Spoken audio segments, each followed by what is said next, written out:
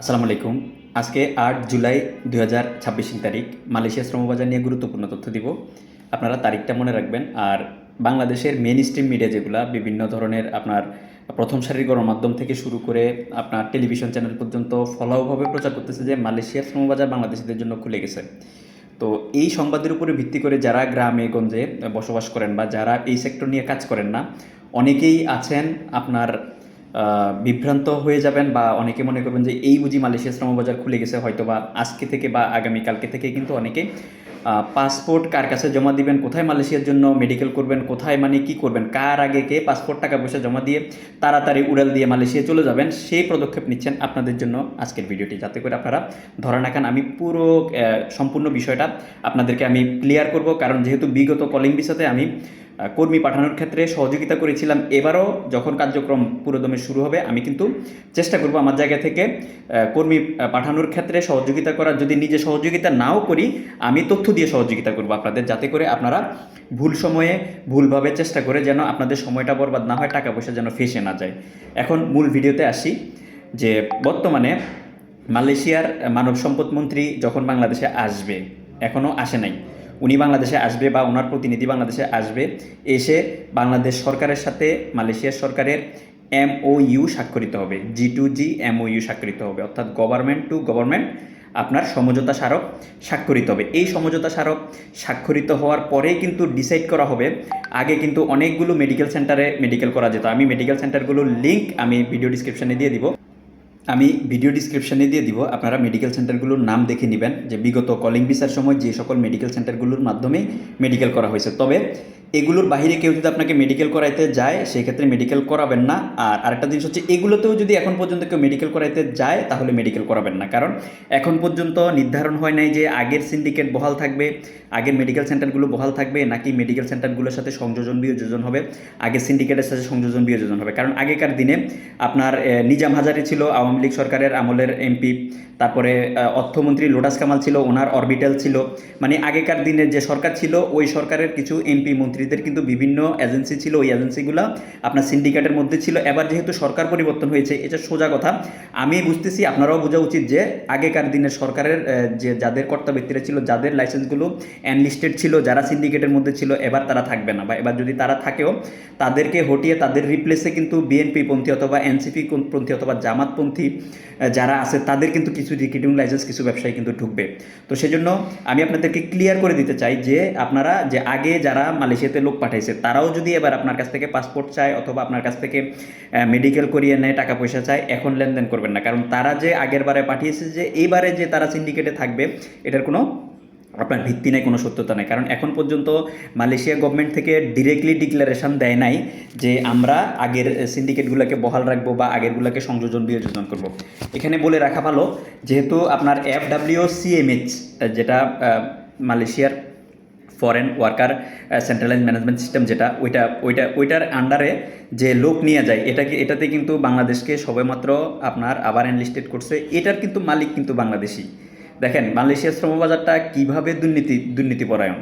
এখানে মালয়েশিয়ার শ্রমবাজারটা নিয়ন্ত্রণ করে ইনডাইরেক্টলি বাংলাদেশি সিন্ডিকেট ব্যবসায়ীরা। কারণ মালয়েশিয়া শুধু বাংলাদেশ থেকে কিন্তু কর্মী নিয়ে যায় না, ভারত থেকে নিয়ে যায়, নেপাল থেকে নিয়ে যায়, মিয়ানমার থেকে নিয়ে যায়, পাকিস্তান থেকে নিয়ে যায়, ভিয়েতনাম থেকে নিয়ে যায়, কম্বোডিয়া থেকে নিয়ে যায়, থাইল্যান্ড থেকে নিয়ে যায়, ইন্দোনেশিয়া থেকে নিয়ে যায়, তারপর ফিলিপাইন থেকে নিয়ে যায়, শ্রীলঙ্কা থেকে নিয়ে যায় এবং লাওস থেকে নিয়ে যায়।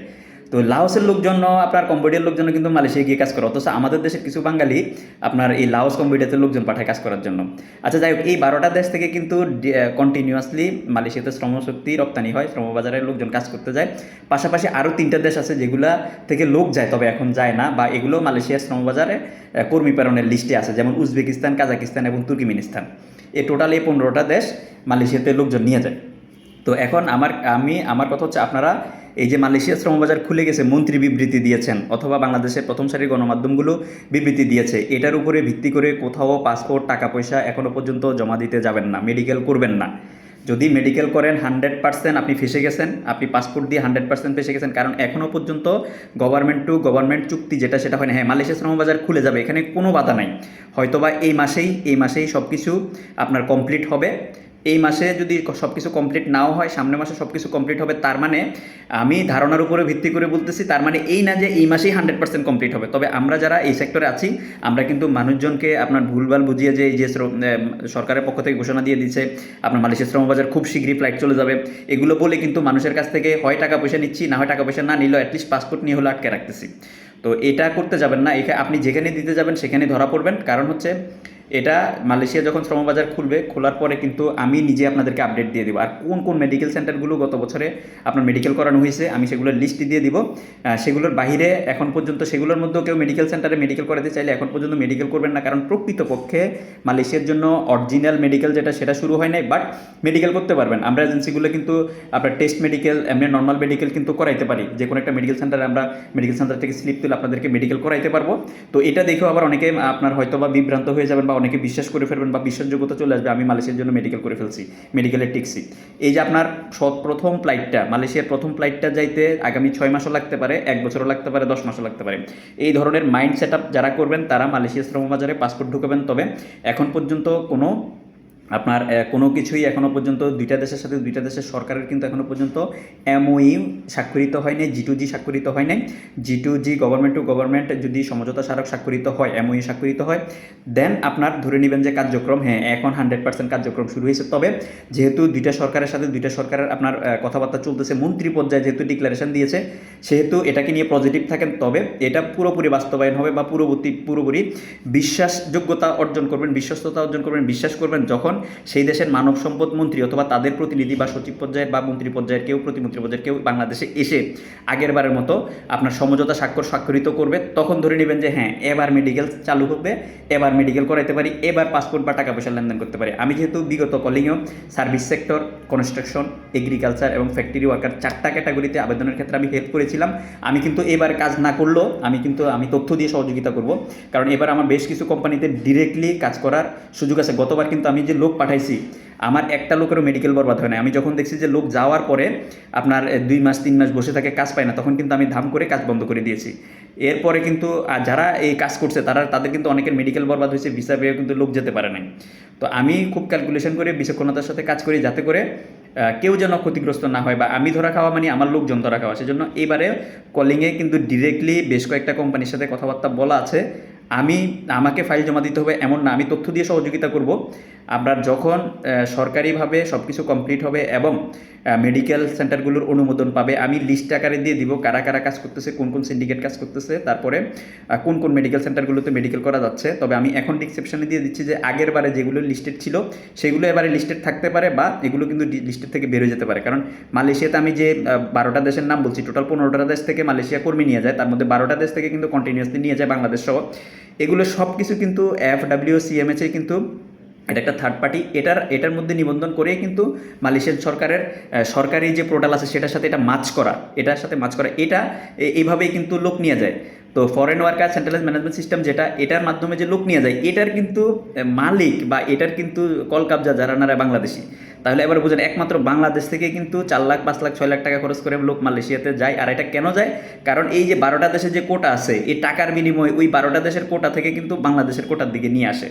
এখানে বড় একটা সিন্ডিকেট কাজ করে এবং এটার পর্দার আড়ালে কিন্তু অনেক কিছু কাজ করে। দেখবেন যে লোক গিয়ে অনেক সময় ডাইরেক্ট কোম্পানি পায়, অনেক সময় সাবকন কোম্পানি পায়। মেইনকন সাবকন, যেটা মেইনকনে ধরেন 100টা লোক আপনার যাবে, কিন্তু এখান থেকে 500টা লোকের অনুমোদন নিয়ে 100 জন লোক মেইনকনে কাজ করবে, আর মানে 400 জন লোক বাইরে কাজ করাবে, সাবকন হিসেবে কাজ করাবে। তো এই মালয়েশিয়াতে এই জিনিসগুলো আছে। অনেকেই ডাইরেক্ট কোম্পানিতে গিয়েও কিন্তু আপনার সাবকন বা সাপ্লাই কোম্পানিতে পড়ে যান। তার কারণ হচ্ছে যে এটা ওই যে টাকার বিনিময়ে অতিরিক্ত কোটা অনুমোদন দিয়ে লোকগুলাকে ওখানে ঢুকানো। তো মালয়েশিয়াতে যারা যাবেন, এখানে কেউ গায়ে হাত দিয়ে মানে একদম বুকে হাত দিয়ে আপনাকে বলতে পারবে না 100% মেন কোম্পানিতে পাঠাবে। তবে আপনি মেন কোম্পানিতে যাওয়ার পরে কিসমত তকদিরের উপর আপনি মেন কোম্পানিও পাইতে পারেন, অথবা আমি যেটা আপনাকে এখন ব্যাখ্যা দিলাম আপনি সাবকন হয়ে যেতে পারে। তো আশা করি মালয়েশিয়া শ্রমবাজার নিয়ে আমি আপনাদেরকে পুরো একটা বৃহৎ পরিসরে একটা ধারণা দিতে পারলাম। এখন পর্যন্ত মালয়েশিয়ার জন্য পাসপোর্ট জমা দিবেন না, কোথাও টাকা পয়সা জমা দিবেন না, মেডিকেল করবেন না, যতক্ষণ না পর্যন্ত সে দেশের সরকারের পক্ষ থেকে প্রতিনিধি এসে বাংলাদেশ সরকারের সাথে সিগনেচার করে। এটা হচ্ছে সোজা, সিম্পল এবং ক্লিয়ার কথা। বাংলাদেশের প্রথম সারির সংবাদ মাধ্যম বলুক আর সরকারের পক্ষ থেকে মন্ত্রী পর্যায়ে কেউ যদি ব্রিফিংও দেয়, এটাকে আপনারা ধরে নেবেন হ্যাঁ ঠিক আছে, ওনারা যেহেতু কাজ করতেছেন, একটা ভালো পর্যায়ে কাজ নিয়ে গেছেন, সেজন্য ওনারা ব্রিফিং দিয়েছেন। কিন্তু মূল কার্যক্রম শুরু হবে দুই দেশের সরকারের সাথে, সরকার গভর্নমেন্ট টু গভর্নমেন্ট চুক্তি হওয়ার পরে। ধন্যবাদ। আসসালামু আলাইকুম রহমতুল্লাহ বরকাত। প্রবাস এবং প্রবাসী রিলেটেড তথ্য পেতে আইডিটি ফলো দিয়ে যুক্ত থাকুন। ভিডিওটি বেশি বেশি শেয়ার করুন যাতে করে কেউ প্রতারিত না হয়। সালামু আলাইকুম।